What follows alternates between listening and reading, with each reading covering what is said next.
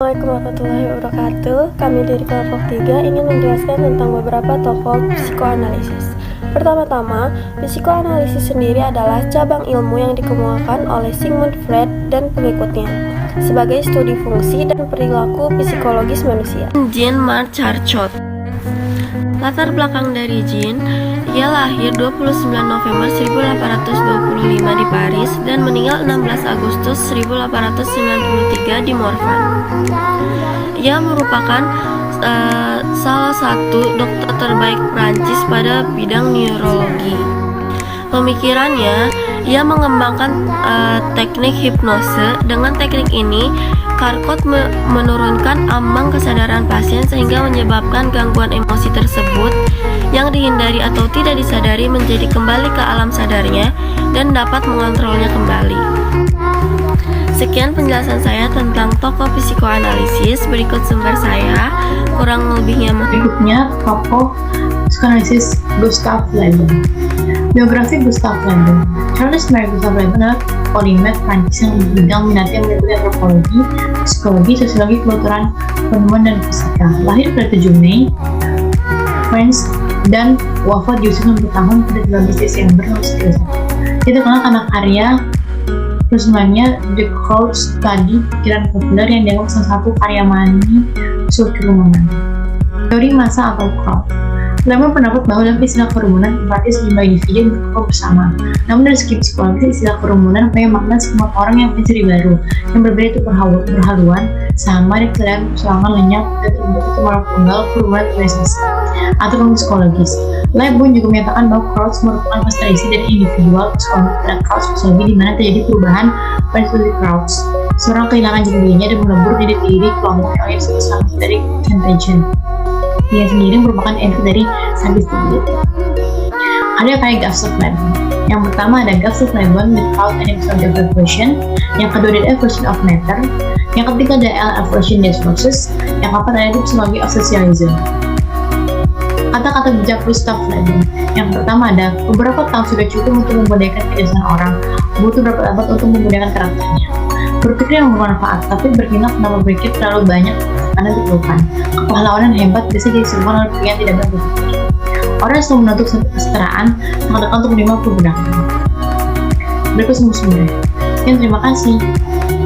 Assalamualaikum warahmatullahi wabarakatuh. Saya Silva Dravanisa. Di sini saya ingin menjelaskan tokoh dari psikologi psikoanalisis yaitu G. Stanley Hall. Granville Stanley Hall adalah seorang sarjana teologi yang lulus dari salah satu universitas di New York yang kemudian mempelajari fisiologi, fisika, dan filsafat di Bonn dan Berlin. Hingga akhirnya ia berjumpa dengan minat akhir pendidikannya yaitu di bidang psikologi. Dia berasal dari Asheville, Massachusetts, Amerika Serikat. Dia juga merupakan orang Amerika pertama yang mendapat gelar doktoral dalam bidang psikologi di Jerman dengan disertasinya yang berjudul The Muscular Perception of Space. Granville Stanley Hall lahir pada 1 Februari 1844 di Asheville, Massachusetts, Amerika Serikat dan meninggal pada 24 April 1924 di Worcester, Massachusetts. Adalah seorang psikolog yang memberikan dorongan dan arahan awal untuk perkembangan psikologi di Amerika Serikat. Hall lulus dari Williams College pada tahun 1867. Meskipun awalnya dia bermaksud untuk memasuki pelayanan, dia meninggalkan Union Theological Seminary di New York City setelah 2 tahun untuk belajar filsafat di Jerman. Ia menjadi dosen di Antioch College di Ohio pada tahun 1872. Keputusannya untuk mengadopsi psikologi sebagai karya hidupnya terinspirasi oleh sebagian bacaan dari psikologi fisiologis oleh Wilhelm Wundt. Umumnya dianggap sebagai pendiri psikologi eksperimental. Hall mengundurkan diri dari jabatannya di Antioquia pada tahun 1876 dan kembali ke Jerman untuk studi lebih lanjut. Berkenalan dengan Wundt dan fisikawan dan fisiolog Jerman Hermann von Helmholtz. Di sana, Hall menemukan nilai dari kuesioner untuk penelitian psikologis.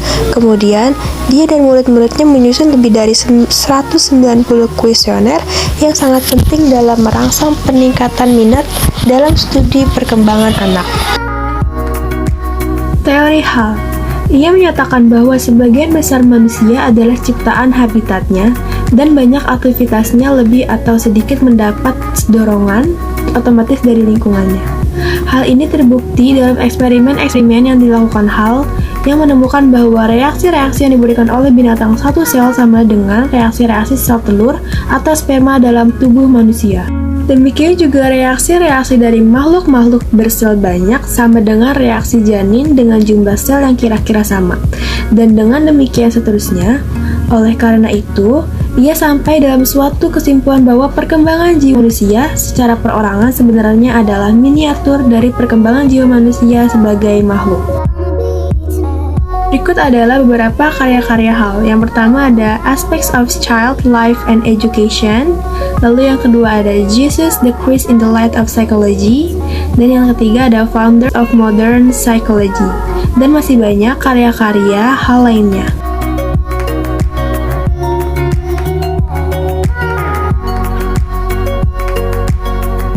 Sekian yang dapat saya sampaikan mengenai tokoh psikologi Gwenville Stanley Hall. Kurang lebihnya mohon maaf. Wassalamualaikum warahmatullahi wabarakatuh. Sigmund Freud. Sigmund Freud dilahirkan pada tahun 1856 di kota Freiburg yang terletak di Cekoslowakia yang tadinya termasuk wilayah kerajaan Austria. Ia merupakan anak dari Jacob Freud dan Amalia Freud. Freud dibesarkan di Leipzig dan Wina, di mana ia bersekolah di sekolah terkemuka. Freud membuktikan siswa yang berprestasi, unggul dalam bahasa dan sastra Inggris. Dia mengembangkan cinta untuk membaca Shakespeare dalam bahasa Inggris asli, sesuatu yang dia pertahankan sepanjang hidupnya. Pada usia 17, Freud bergabung dengan fasilitas medis di Universitas Wina untuk mempelajari berbagai mata pelajaran seperti filsafat, fisiologi, dan zoologi. Freud lulus pada tahun 1881 dan mulai bekerja di Rumah Sakit Umum Wina. Dia bekerja di berbagai departemen seperti klinik, psikiatris, dan juga menggabungkan praktis media dengan pekerjaan penelitian seperti makalah yang berpengaruh pada afasia dan efek kokain. Awalnya ia adalah seorang penganjur penggunaan kokain untuk menghilangkan rasa sakit. Meskipun ia kemudian berhenti menganjurkan penggunaannya karena bahayanya semakin dikenal. Freud juga seorang peneliti awal di bidang cerebral palsy. Sigmund Freud meninggal pada tanggal 23 September 1939 di London, Inggris. Selanjutnya, pemikiran Freud. Dalam bidang teori psikologi, Freud memiliki daya jangkauan yang luas sehingga tidak mudah menyingkatnya. Dia menekankan arti penting yang besar mengenai bawah sadar sikap manusia. Dia menunjukkan betapa proses itu mempengaruhi mimpi-mimpi dan menyebabkan omongan-omongan yang meleset atau salah sebut, lupa terhadap nama-nama dan juga menyebabkan penderitaan atas bikinan sendiri serta bahkan penyakit. Selanjutnya ada beberapa karya-karya Sigmund Freud. Yang pertama ada The Future of an Illusion, lalu ada The Ego and the Id, lalu ada On Narcissism, dan ada juga Beyond the Pleasure Principle. Dan masih banyak karya-karya Sigmund Freud lainnya. Sekian yang dapat saya sampaikan, kurang lebihnya mohon maaf. Wassalamualaikum warahmatullahi wabarakatuh. Pierre Janet. Pierre Marie Felix Janet lahir di Prancis 30 Mei 1859 dan meninggal pada tanggal 24 Februari 1947. Ia adalah seorang psikolog, filsuf, dan psikoterapis perintis Prancis di bidang disosiasi dan memori traumatis. Dia diperingkat bersama William James dan Wilhelm Wundt sebagai salah satu pendiri psikologi. Perjalanan Pierre Janet. Janet belajar di bawah bimbingan Jean-Martin Charcot di laboratorium psikologis di Rumah Sakit Petit Salpêtrière di Paris. Dia pertama kali menerbitkan hasil penelitiannya dalam tesis filsafat pada tahun 1889 dan dalam tesis medisnya L'état mental des hystériques pada tahun 1892. Dia memperoleh gelar di bidang kedokteran pada tahun berikutnya pada tahun 1893. Teori dan karya Pierre Janet. Teori disosiasinya diuraikan di sini sebagai latar belakang studi khusus Janet tentang trauma. Didasarkan pada 9 konsep yang dikembangkan atau diuraikan oleh Janet. Otomatis psikologis, kesadaran, subkesadaran, bidang kesadaran yang menyempit, disosiasi, amnesia, dan sugestibilitas, ide tetap dan emosi. Karya-karya Pierre Janet. yaitu L'Automatisme pada tahun 1889, L'état mental de ses requêtes pada tahun 1892, Les Obsessions et la Deschastenie pada tahun 1903, dan Les Névroses pada tahun 1909. Demikian penjelasan saya tentang psikologi psikoanalisis. Kurang lebihnya mohon maaf. Wassalamualaikum warahmatullahi wabarakatuh. Assalamualaikum warahmatullahi wabarakatuh. Nama saya Ahmad Afil Said, saya dari kelompok 3. Di sini saya akan menjelaskan tentang psikologi psikoanalisis. Tokoh yang pertama adalah Alfred Adler. Alfred Adler dilahirkan di Mariahilferstrasse, kota Vienna, Austria pada 7 Februari 1870. Adler adalah anak ketiga dari 7 bersaudara dari sepasang pedagang makanan pokok. Adler menikah pada tahun 1898 dengan Raisa Epstein, memiliki 5 orang anak. Lalu Adler meninggal pada 1937 di Skotlandia akibat serangan jantung. Selanjutnya perjalanan karir dari Adler. Adler memulai karir sebagai dokter spesialis mata, namun kemudian beralih menjadi dokter umum. Pada tahun 1910, ia, Sigmund Freud, Rudolf Reitler, dan Wilhelm Stekel membentuk Vienna Psychoanalytic Society, sekaligus menjadikan Adler sebagai pemimpin pertamanya. Karena ketidakcocokan pemikiran dengan psikoanalisa, Adler kemudian memutuskan mundur dari jabatan presiden dan keluar dari komunitas. Ia lalu mendirikan perkumpulan sendiri, yaitu Society for Individual Psychology. Walaupun ada perbedaan pendapat dan pemikiran, Adler dan Freud tetap saling menghormati dan mengakui kejeniusan satu sama lain. Selanjutnya ada pemikiran dan teori dari Alfred Adler. Yang pertama tentang tujuan hidup. Menurut Adler, semua manusia pada dasarnya mengejar superioritas. Adler percaya bahwa setiap orang memasuki kehidupan dalam perasaan inferior dan menghabiskan seumur hidup mereka untuk mengatasi hal tersebut. Yang kedua tentang pikiran manusia. Menurut Adler, manusia menggunakan fiksi secara aktif dalam hidup mereka. Fiksi ini membuat seseorang merasa kuat, karena fiksi bisa meyakinkan orang bahwa apa yang dilakukannya sebagai kebenaran. Yang ketiga, cara melihat manusia. Holisme adalah suatu pemikiran yang menyatakan bahwa sistem alam serta segala sesuatu kelengkapannya harus dipandang sebagai sesuatu yang utuh dan bukan merupakan kesatuan dari bagian-bagian yang terpisah. Saya Sahabil Aziz, NIM saya 06035210555. Di sini saya akan menjelaskan beberapa tokoh psikoanalisis. Yang pertama ada Carl Gustav Jung. Latar belakangnya, ia lahir 26 Juli 1875 dan meninggal 6 Juni 1961 pada saat berusia 85 tahun. Saat ia kecil, Jung merupakan anak yang pendiam dan suka bermain sendiri. Setelah ibunya dimasukkan ke rumah sakit jiwa, ia terbiasa menghabiskan waktu berjam-jam mengamati perilaku orang dewasa. Ia berharap menjadi psikolog kelak nanti, dan dia merintis dan berhasil dengan gelar profesornya. Lalu ia mengembangkan konsep psikoanalisis. Pemikirannya, menurut Jung, kita terbagi menjadi dua, yaitu alam bawah sadar dan alam sadar. Alam sadar adalah yang kita lakukan sehari-hari, sedangkan alam bawah sadar yaitu masa lalu atau traumatik.